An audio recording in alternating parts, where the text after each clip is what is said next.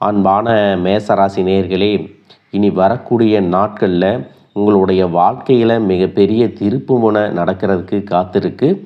பல நாட்களாக மனசில் வச்சுருந்த ஒரு ஆசை உங்களுக்கு நிறைவேற போகுது, அல்லது எதிர்பாராத சம்பவம் உங்களுடைய வாழ்க்கையின் திசையவே மாற்றப்போகுது. நீங்கள் எடுக்கக்கூடிய ஒரு சின்ன முடிவு கூட உங்களுக்கு மிகப்பெரிய பலனை கொடுக்க போகுது. அதே நேரத்தில் நீங்கள் ஏதாவது ஒரு சின்ன விஷயத்தில் அலட்சியமோ அல்லது கவனக்குறைவாக இருந்துட்டீங்க அப்படின்னா தேவையற்ற பிரச்சனைகளையும் உருவாக்கலாம். அதனால் எந்தெந்த விஷயத்திலையெல்லாம் நீங்கள் கவனமாக இருக்கணும், எதுவெல்லாம் உங்களுக்கு சாதகமாக இருக்க போகுது அப்படிங்கிறத பற்றி தான் இந்த வீடியோ பதிவில் பார்க்க போகிறோம்.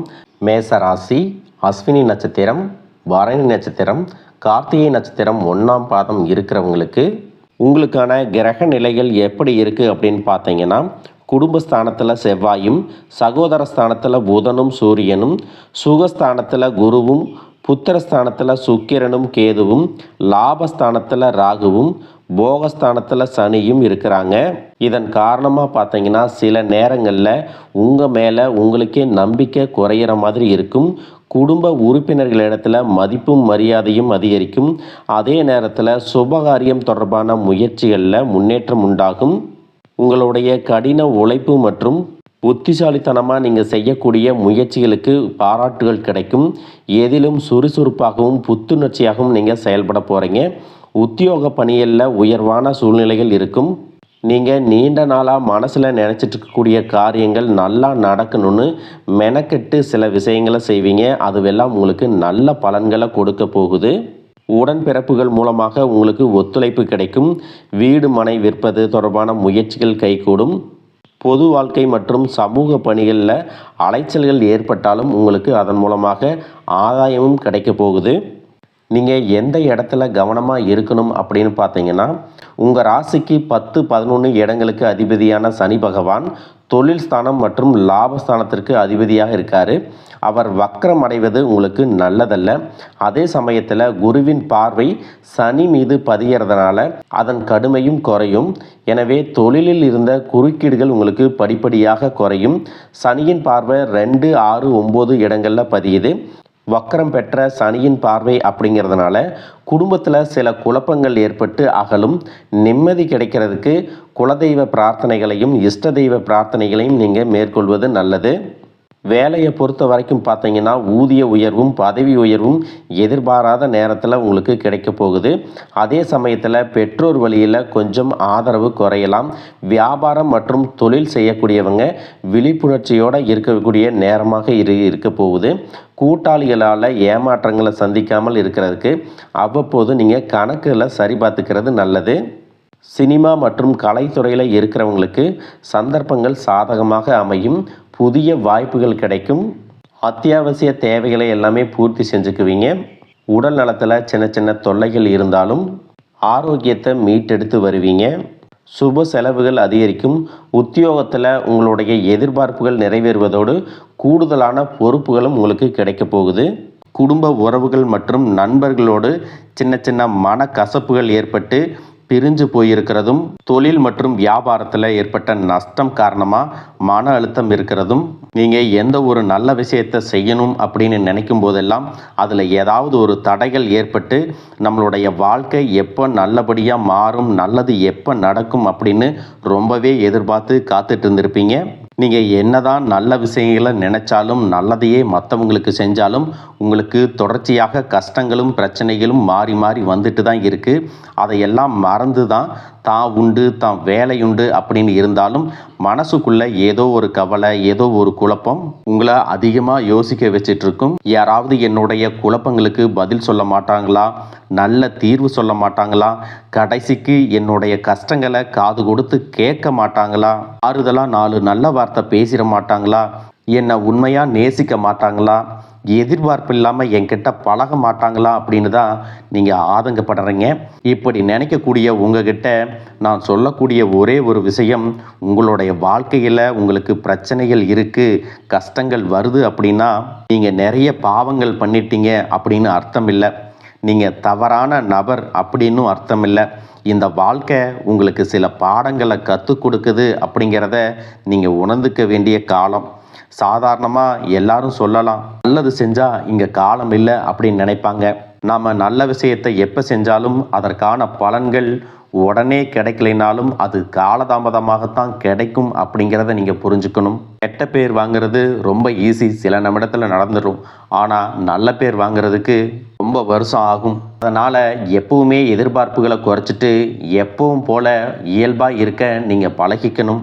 இப்போ வரைக்கும் நீங்கள் எப்படிப்பட்ட கஷ்டமான சூழ்நிலையில் இருந்தாலும் சரி, அதுவெல்லாம் நிரந்தரம் கிடையாது. உங்கள் வாழ்க்கை இன்னும் முடிஞ்சிடலை அப்படிங்கிறத நீங்கள் ஞாபகத்தில் வச்சுக்கணும். இப்போ உங்கள் வாழ்க்கையில் இருக்கக்கூடிய கடன் பிரச்சனையோ, கணவன் மனைவி பிரிவோ, அல்லது காதல் தோல்வியோ, அல்லது வேலை இல்லாமல் கஷ்டப்படுறதோ, இது மாதிரி உங்கள் வாழ்க்கையில் உங்களை சுற்றி நடக்கக்கூடிய எல்லா விஷயங்களும் உங்களை அழிக்கிறதுக்காக வரல, உங்களை மாற்றுறதுக்காக வந்திருக்கு.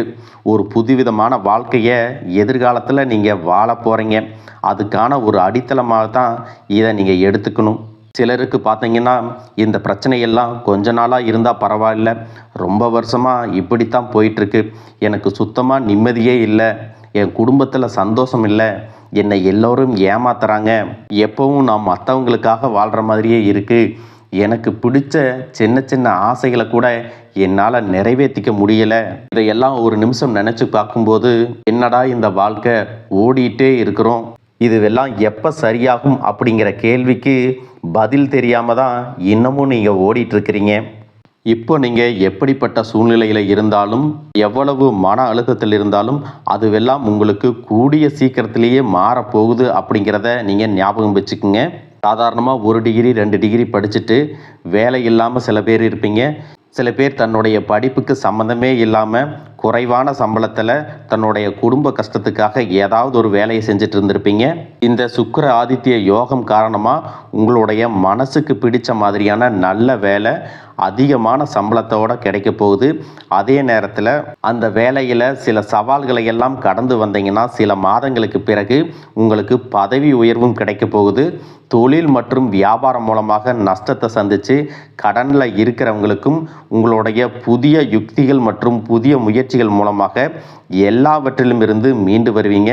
எதிர்பாராத நபர்கள் மூலமாக உங்களுக்கு உதவிகள் கிடைக்கும், நல்ல வேலையாட்கள் கிடைப்பாங்க, உங்களுடைய பொருளாதாரம் உயரப்போகுது. குடும்ப வாழ்க்கை இனிமையாக இருந்தாலும் குழந்தை பாக்கியம் இல்லை அப்படின்னு கோயிலுக்கும் ஹாஸ்பிட்டலுக்கும் மாறி மாறி போயிட்டு வந்திருப்பீங்க. சரியான புரிதலோட சரியான மருத்துவ சிகிச்சைகள் மற்றும் குலதெய்வத்திற்கு பொங்கல் வச்சு வழிபாடு செய்வது, ஆரோக்கியமான விஷயங்களை செய்கிறதன் மூலமாக இந்த வருடத்தின் இறுதிக்குள்ள நிச்சயமாக உங்களுக்கு குழந்தை பாக்கியம் கிடைப்பதற்கான வாய்ப்புகள் இருக்கு. அப்படி உங்களுக்கு கரு உருவாகக்கூடிய சூழ்நிலையில் நீண்ட தூர பயணங்களையும் அளவுக்கு அதிகமாக யோசிக்கிறதையும் முற்றிலுமாக நீங்கள் தவிர்க்கணும். இதை மட்டும் நீங்கள் சரியாக செஞ்சுட்டு வந்தீங்கன்னா அழகும் அறிவும் ஒன்றாக இருக்கக்கூடிய குழந்தை பிறக்கும். இது நாள் வரைக்கும் நீங்கள் என்னதான் பாசிட்டிவாக இருந்தாலும் உங்களுடைய மனசில் நெகட்டிவான எண்ணங்கள் வந்து எந்த ஒரு காரியத்தை செஞ்சாலும் அதில் உங்களுக்கு முழு திருப்தி இல்லாத மனநிலை இருந்திருக்கும்.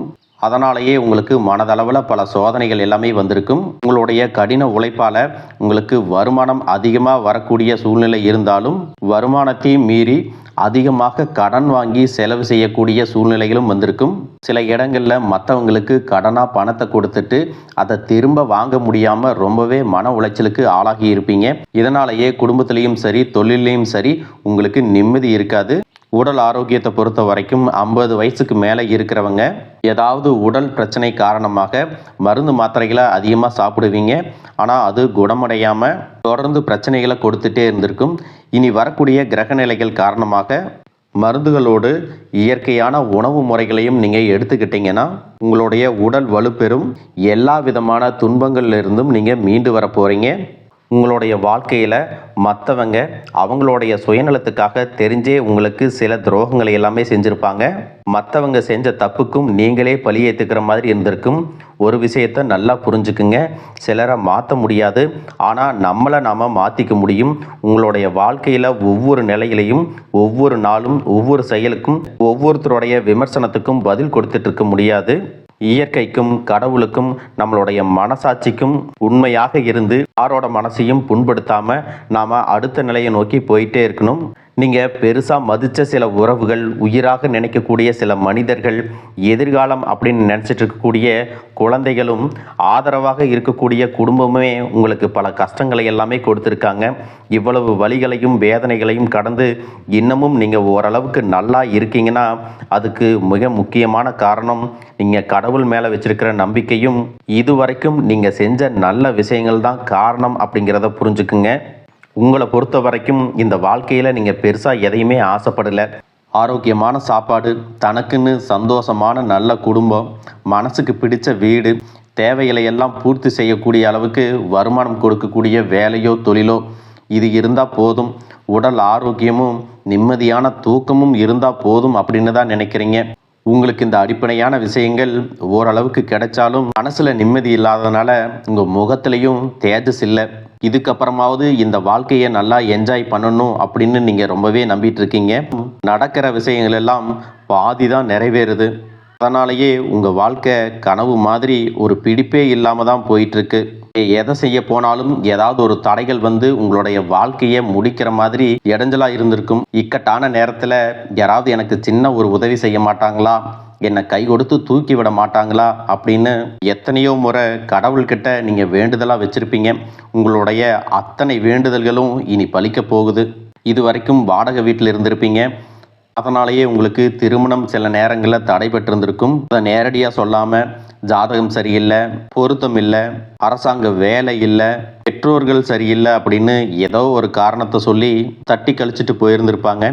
நீங்களாக காதலிச்சா கூட அவங்களும் ஏதாவது ஒரு சந்தர்ப்பத்தில் எங்கள் அப்பா அம்மா ஒத்துக்கலை, உனக்கு என்ன பிடிக்கல அப்படின்னு கடைசி நேரத்தில் ஏமாற்றிட்டு போகக்கூடிய சூழ்நிலையும் இருந்திருக்கும். இனி வரக்கூடிய காலங்களில் உங்களுக்கு நல்ல வேலை வாய்ப்பு அமையும் பொழுது அந்த இடத்துல உங்களுடைய திறமைகளுக்கு மதிப்பு கொடுப்பாங்க. உங்களுடைய நிர்வாகத்திறன் மற்றும் தலைமை பண்பு அதிகரிக்கும். மற்றவங்க மதிப்பும் மரியாதையும் வைக்கிற மாதிரியான செயல்களை செய்வீங்க. துணிச்சலான முடிவுகளை எடுப்பீங்க. இது வரைக்கும் பொது இடங்களில் நல்ல விஷயங்களை செய்கிறதுக்கு கொஞ்சம் தயங்கி நின்று இருப்பீங்க. ஆனால் அப்புறமாக நீங்கள் துணிஞ்சு செய்ய போகிறீங்க.